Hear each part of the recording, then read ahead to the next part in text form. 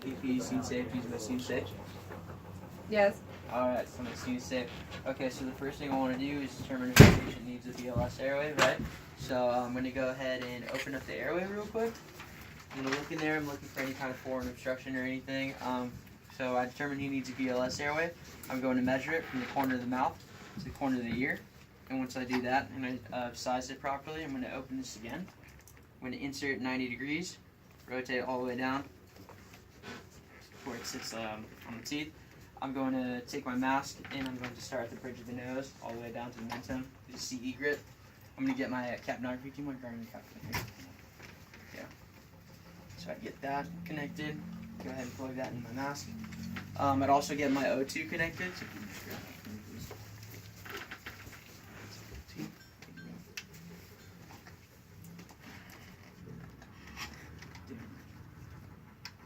Alright. So I'd be ventilating once every 5-6 seconds. I have my patient attached to 100% oxygen, 15 liters. I'm looking for good back compliance. I'm looking for a good manometer reading. I'm looking for good SpO2. I want to keep it above 90. I'm also looking for good capno. I'm looking for misting in the mask. I am using a CE grip and I'm making sure that there's a good seal. I'm looking for good chest rise and fall, return of color to skin signs, and I'm noting any abdominal gastric distension. So I'm ventilating once every 5-6 seconds. Let's say that my patient needs to be intubated. So he would need to be intubated if he is going into respiratory failure, ventilatory failure, clinical course, or a BLS airway just isn't working and he has an unsecure airway. So Forrester, if you don't mind taking this over for me. Oh, yeah. Okay, so basically, Forrester, what you're looking for is you're looking for good back points. Spit out your gum. Oh. There we go. But I'm looking for good back compliance, right? I have my patient attached to 100% oxygen. Just make sure you monitor the barometer or manometer, yeah, and then also pay attention to capno, SpO2, and make sure you have a good seal and chest rise and fall, right? No any gastric abdominal distension. So basically, I'm going to inspect all my equipment, right? So I have my laryngoscope to Mach 3. I want to make sure my light is white, tight, and bright. I have my tube tamer set up and ready to go. I'm going to inspect my ET tube.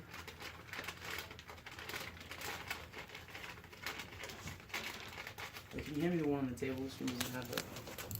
Or just hand me the satellite.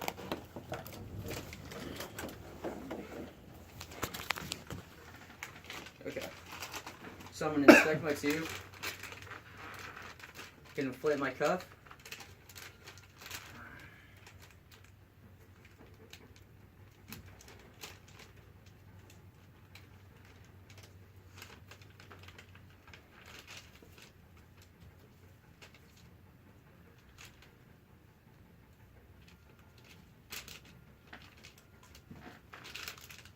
This one seems like it has a leak. Do you mind handing me, is there a different ET tube in there? Yeah. These are equipment officers. I'm not for, I don't, that's... Can you guys go back to the back and grab one as well? One over. Yeah, I think it should be 7. Yeah, so this one has leaks. Was Yeah. it a 7 or what? That's fine. Thanks, bro.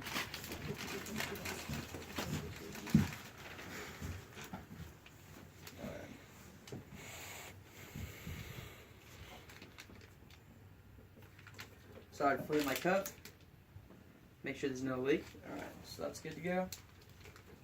Retract that. I'm also going to make sure that my stylet doesn't pass Murphy's eye. So I'm going to set that off to the side right here. Of course, if you don't mind handing me that in a second. But I'm also going to have my suction set off to the side, and also I'm going to go forceps just in case my patient aspirates or if I need to clear his airway. Alright, so I'll get this ready. Alright, so they've been pre-oxygenating my patient. Let's see. So just give a couple good breaths, so maybe like 1 or 2, and then Esquivel, if you don't mind pulling off the OPA, and then Forrester, if you could go ahead and hand me my my tube when I need it, right? Sounds good. Alright. So So I'm gonna open the airway, go right to left, get in here, stay off the teeth. Alright, so I'm in the vallecula, I see the glottic opening and the retinoid cartilage. If you don't mind handing my tube.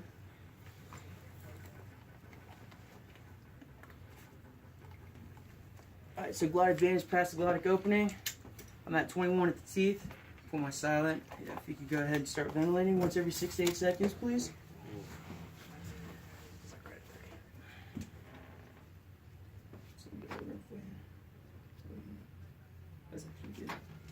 Okay, so yeah, ventilate once every 6 to 8 seconds. I'm going to go ahead and listen to epigastric sounds and lung sounds. So, if you ventilate, please. I'm also going to listen to lung sounds, second and third intercostal. Alright, so there we go.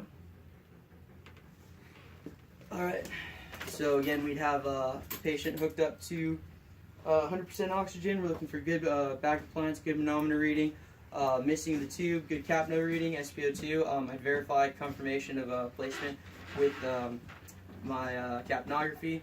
Like I said, I'm looking for missing the tube, good chest rise and fall, return of color to the skins, and I'm noting any abdominal distension. So now that I know I'm in the right place, my cuff's good to go, I'm going to go ahead and tighten this down, secure my tube.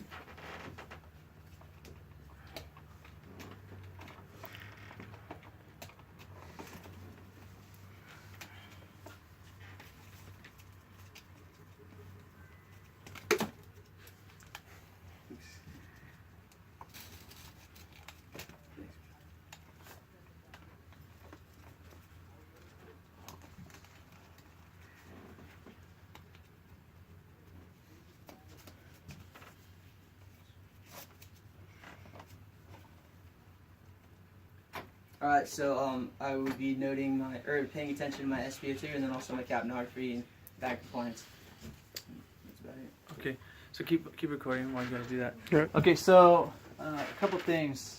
This is actually very inflated. So not that it's going to fail you, but you might lose a couple points, right? If we want to reach excellence. So if we put this on, let's just see. I'll put it at 1 to start. Put this on. All right, it immediately pushes out almost a full cc. Okay. Right? So that tells us that it's a little bit overinflated. So now that it's stopped moving, now let's feel it. Feel the difference?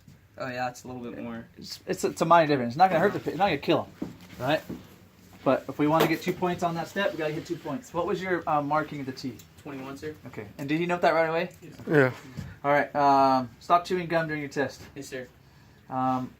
Your first ventilation took well over 30 seconds because you were talking about a lot of stuff and doing a lot of stuff. You have to talk and do it at the same time. Okay. All right. And unfortunately, that's one of our fail points, right? Failure to initiate ventilations within 30 seconds after taking PPE. So we have to talk and do at the same time. Grab your OPA, open the airway, observe for any obstructions, size it, place it in, talk about no gag reflex. Get the BVM. What took so long is you can delegate some of that stuff off. Hey, can you prep my BVM, get hooked up to oxygen, and get the Intel CO2 on there? Yes, sir. And have them do that, right? I don't want them doing it automatically because that's not a fair assessment, right? That's them doing part of that thought process for you, which in real life is going to happen, which is great. But we can't take it for granted because there's going to be a time where someone doesn't do it and it doesn't happen because you didn't think of it. It's going to be really difficult to catch all this stuff when you're doing it in real life, okay? So better habits we have, better muscle memory, the better we're going to be. Yes, sir. All right, so get that moving and then you'll be able to ventilate within that 30 seconds. The ventilations seem to be okay to me. I mean, you rocked it, you put it on place. I think you saw us going over how to put that on properly, and I think you did that well. Thanks. All right, one thing I would like to correct when you said unsecured airway, respiratory ventilatory failure, or clinical course. You said that if my OPA and my BVM's not working properly, that's kind of one of the things you added to why if it's unsecured. Okay, so it's always unsecured until it's tubed. Okay. Right? OPA could good, helps you ventilate, helps you manage the patient's airway, but it's never secured and prevented from aspiration until you have a tube in place. Gotcha. Right? A king airway is better, it helps, but there's only one secure way. Right, which is our tube. It's the only way it's going to absolutely 100% no aspiration. Sure. Like I said, king is relatively close. All right. Let's see. one thing that I would say is before you go to innovate, you told these guys what you wanted to do. That was great. Did you have someone give you a 25-second count? No, I didn't. Or even a 20-second count? Right. One thing that I'll just add in there, right? Okay. That'll be a fail-safe for you. Right? These guys tell you here at 25 seconds, pull out, put your OPA back in, start ventilating BLS. I felt like I did that pretty fast within 30 seconds. No, Did I you go did. Over that? You were Oh. close. Oh. I think Samuels was watching your 30 seconds. You're pretty close to 30. Oh, really? What did I cut it at? Like 20, like 28, 29. Oh, dang. All right. Yeah, that was pretty close. Okay, so I don't want to split hairs. 31 seconds, I'm not going to go, oh, you failed 31 seconds. I'm not going to do that to you guys. All right? But what I do want is for you to tell them, hey, give me a 25-second count. This is test. In real life, if you don't want to give a 25-second count and you want to have a mental time in your head and go, this has been way too long, let's go ahead and ventilate. Or you're going to watch SpO2, great. All right? But get that. That's going to help you. When you go to intubate, properly position the head. Oh, yeah, Okay. that's what I forgot to do. Elevate and Yeah, extend just say it. elevate and Okay. extend to a proper sniffing position. The patient's already, mannequin's already in it, so we take that for granted. All right. Hopefully, you would do that on a real person. You have to get that head extended, not hyperextended, but extended.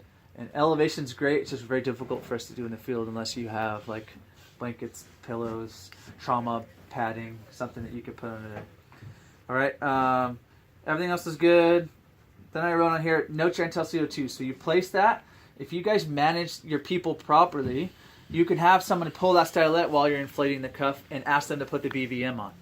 Then it's already there, right? Everything's inflated. You say, all right, go ahead and give me a breath. I'm looking at my NTL CO2 to make sure I have positive that life. as soon as I. My recommendation. Okay. Am I going to take away points if you don't? No. All right. Right? Like I said, my recommendation. Note the NTL CO2 as you're checking your epigastric sounds, lung sounds. Right? It's already initialized. It's already working because we used it with the BVM, right? Right away. First positive confirmation is what? Physically viewing. Yeah. Seeing it go through. Second, NTL CO2, right there. It's right away. It's even faster than us being able to check lung sounds and epigastric sounds. Then right after that, we check negative epigastric and lung sounds. All right, and I thought your placement was good on those. Really good. All right, just something I would do to improve. All right. All right, and then once you check your lung sounds, start securing it and tell me everything else. Okay. All right, and if you keep it in order, it makes it easy to do while you're securing the tube. So secure the tube and say, I'm watching for good, I'm making sure that I have good back compliance, my manometer stays in the green. Ideally, it's not always going to be that way if we have high airway pressures or interthoracic pressure. We talked about this.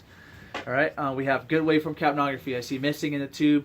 I have good skin sign change. I see equal chest rise and fall, negative gastric distension, positive lung sounds, SpO2, blah, blah, blah. But see how I keep it in order, right? I've shown you guys this. Yes, sir. Keep it all in order, following your bag all the way down to the patient, and you'll be able to do it consistent the same way. Okay? And you can do that while you're securing the tube. You did one and then you did the other. The only problem is your time. Okay. All right? Everyone's been doing this successfully in like 5 minutes or less. All right? So you have a lot of time. So that's not a big issue. Just one thing, and like I said, one takeaway point for it. One thing that we can do just to be more methodical and better. All right? Would I give you 100% if you did it the way you did it? Considering that you confirmed everything first and said everything and then secured it last? Absolutely. I'm not going to take away points for that. Thanks, All sir. right? It's just one thing that we can do to be a little bit more efficient. Did you guys have anything for him? No. Why- 30 seconds, but also if you're have the tube placement, you're going to be doing epigastric sounds before. So, 1 second here. I'm not being able to focus on what you're saying. So try again.